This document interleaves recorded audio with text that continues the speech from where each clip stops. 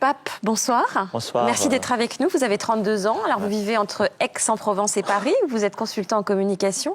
Vous avez déjà été victime de racisme inconscient? Oui, je dois avouer que tous les jours, malheureusement, on est victime de ces maladresses qui se jouent au niveau du langage. La plupart du temps, le raciste ne le dit pas clairement. Ce n'est jamais quelque chose d'avoué. La preuve, si on les enregistre et qu'ils se mettent à parler et qu'on leur dit « c'est vous qui avez dit ça », ils le nieraient tous. Donc à partir de ce moment, effectivement, le racisme inconscient se structure dans le langage, je dirais. Comme quoi? C'est par exemple avoir le rythme dans le son. Le noir, lui, naturellement, il est musclé, naturellement, le noir.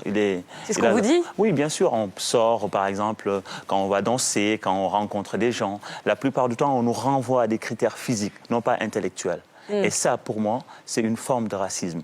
Quoi qu'on puisse dire, parce qu'on ne peut pas déterminer les gens à partir simplement d'un critère physique. La plupart du temps, on dénie totalement, et on est dans le déni là, à partir de ce moment, on dénie totalement au noir, la plupart du temps, sa capacité à pouvoir rationaliser. Non, mais concrètement, vous avez fait des études. Quand vous étiez étudiant, on vous a dit des choses... Terrible. Comme quoi? Oui, par exemple, quand je suis venu à la fac, j'ai fait à la base des études de philo, et donc c'est mes potes qui me disent... Mais vous avez lu Platon? Ou une prof d'université qui me dit est-ce qu'il y a des paraboles en Afrique? Mais c'est de la curiosité aussi. Il n'y a pas des gens qui vous font des remarques parce qu'ils ne savent pas. Et c'est juste, c'est juste de la maladresse. C'est ça le problème. Par exemple, ce monsieur qui me dit d'où tu viens, je lui fais du Sénégal, il me dit ah ben tiens, je connais un ami qui s'appelle un tel au Sénégal, tu le connais? Ma réponse naturelle est de dire ben oui, je le connais. Mais alors, tu dois connaître Jean-Philippe. Je l'ai rencontré. Il me regarde en me disant, mais... Et il se rend compte justement qu'il vient de réaliser l'absurdité de sa question. C'est que je dois connaître dans mon village, dans mon baobab, quelqu'un qui s'appelle un tel. Et c'est comme ça. En même temps, ce que vous dites, que vous illustrez merveilleusement bien, c'est que le racisme, pour grandir, pour s'installer, je dirais même pour s'incruster, a besoin de l'ignorance.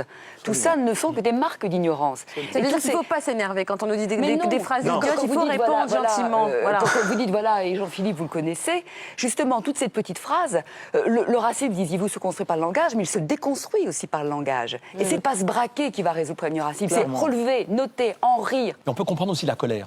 Ah oui, clairement. Bien sûr, on peut la comprendre. S'il y a un moment donné, la 50e fois que vous avez entendu la même question et son absurdité, ça peut mettre en colère. Parce que tous les jours, Pape, on vous demande d'où vous venez? Ben, quasiment. À chaque fois quand on vous présente une personne, la question il enchaîne ça, c'est hallucinant. C'est-à-dire, c'est tout le temps, d'où venez-vous? Comme si le fait d'être français implique nécessairement une question de pigmentation. Aujourd'hui, vous êtes donc consultant en communication. Ouais. Vous habillez... Fashion. Comme un consultant en communication. Comme un consultant en communication. C'est bon, c'est terrible, hein, ça. Ouais. Mais est-ce qu'aujourd'hui, ça vous arrive encore, ou je ne sais pas, quand vous êtes en costume, d'avoir des réflexions?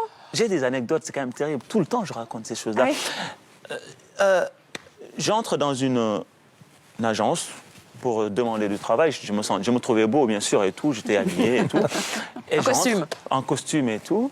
Je m'installe, je viens poliment et gentiment m'adresser à la femme qui est à l'accueil. Elle m'a dit, vous venez pour remplacer l'agent de sécurité qui est là. C'est-à-dire que... Mais alors, dans l'inconscient collectif, que les Noirs le sachent, s'ils portent un costard, quel que soit le prix, ben c'est un agent de sécurité. C'est terrible. C'est vrai. Je voudrais revenir sur les idées reçues, justement, aidez-nous à les déconstruire. Pourquoi est-ce qu'on dit que les Noirs ont le rythme dans la peau? Parce qu'ils ne peuvent pas être du côté de la culture, ils peuvent être du côté de la nature. Donc comme ils sont du côté de la nature, et comme tout l'imaginaire a montré, rappelez-vous du temps de l'esclave où on voit le noir ramasser le coton en chantant. D'accord? On l'a tous en tête? Tous les films américains à peu près l'ont programmé depuis l'origine du cinéma. C'est-à-dire que c'est une image qui s'associe à un peuple qui pense par son corps et non pas par sa tête. Et donc, puisqu'il pense par son corps, il est dans l'émotion. Et comme il est dans l'émotion, il ne peut que réagir en vibrant à la musique. Pourquoi dit-on que les Noirs sont doués pour le sport? Pour les mêmes raisons. C'est qu'on dit, à la fois, leur corps, une fois de plus, peut s'exprimer dans ce domaine-là, mais en même temps, c'est le seul espace qu'on va leur laisser, comme pour les jeux du cirque, pour nous divertir. Le corps noir est fait pour divertir le blanc. Mais alors en même temps, ils sont doués pour le sport, mais en même temps, on dit qu'ils sont fainéants. Ah, mais s'ils sont feignants, c'est encore pour une troisième raison très évidente. S'ils sont feignants, c'est parce qu'il faut les mettre ou en esclavage dans le travail forcé. Donc on va nous montrer beaucoup de Noirs qui dorment sous des cocotiers ou sous des baobabs. On va leur expliquer que sans leur botter le cul, à coups de chicotte, ils ne travailleraient jamais. Et en même temps, ça nous renvoie dans cette logique de notre présence. Sans nous, guides blancs, jamais l'Afrique pourra s'en sortir. Regardez, quand on n'est pas là, ils dorment. Quelles idées reçues circulent sur les Maghrébins? Ah, lui, depuis les croisades, il est fanatique. il est dangereux, il est fourbe. D'ailleurs, il est fourbe parce qu'une Il est église, menteur. il est menteur. Il ne peut être que menteur parce qu'il nous mentira à nous, puisque lui, quelque part, a voulu à un moment nous conquérir et être supérieur à nous. Le maghrébin, par définition, alors que le noir est un grand enfant que l'on pourra mater, contrôler, le maghrébin jamais. Donc il va falloir le surveiller en permanence, car il va à tout moment pouvoir nous poignarder, nous trahir, nous mentir. D'une certaine manière, n'oublions pas qu'il frappe ses femmes, n'oublions pas que sa religion le pousse à être un fanatique, puisque c'est même écrit, et n'oublions pas que, de toute façon, il est au fond de l'âme, il suffit de regarder son œil, regardez les caricatures qu'il y a sur les maghrébins, elles sont terribles. Il est exactement avec ce petit sourire narquois, celui qui, de toute façon, vous trahira un jour. Et pourquoi il est voleur aussi? Ça va pas, non. Pourquoi il est voleur? Ouais. Parce qu'il ne travaille pas. Et d'ailleurs, c'est ce qui va accompagner la première immigration en France des Maghrébins. Ils sont perçus comme par des porteurs de maladies, mais surtout comme des voleurs naturels. Donc il faut les contrôler. Et c'est pour ça qu'en France, dès 1926, il y a des organismes spécifiques de contrôle des Maghrébins. Bon, et les Asiatiques alors? Ah bah eux, c'est de la base grouillante, c'est l'invasion jaune.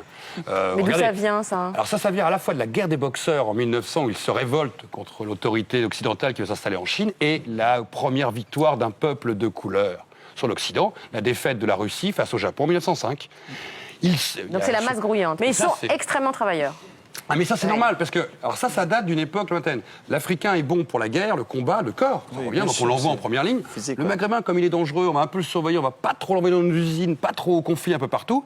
Et puis quand les Asiatiques viennent en 1914, on dit bah eux, de toute façon ils savent pas se battre. La plupart des Indochinois qui sont venus se battre pour la guerre 14-18 ne se sont pas retrouvés au front, se sont retrouvés dans les usines. Mais c'est marrant parce qu'aujourd'hui, il n'y a pas vraiment un racisme anti-asiatique. bah, on le croit.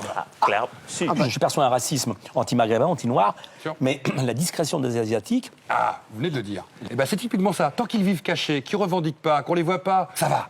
Mais le jour où ils s'installent dans le 11e et qu'ils occupent toute une rue, d'un seul coup, c'est l'invasion des jaunes. Et on reprend les Ça mêmes revient. discours de 15 Ouais. siècles Voilà. plus tôt. C'est le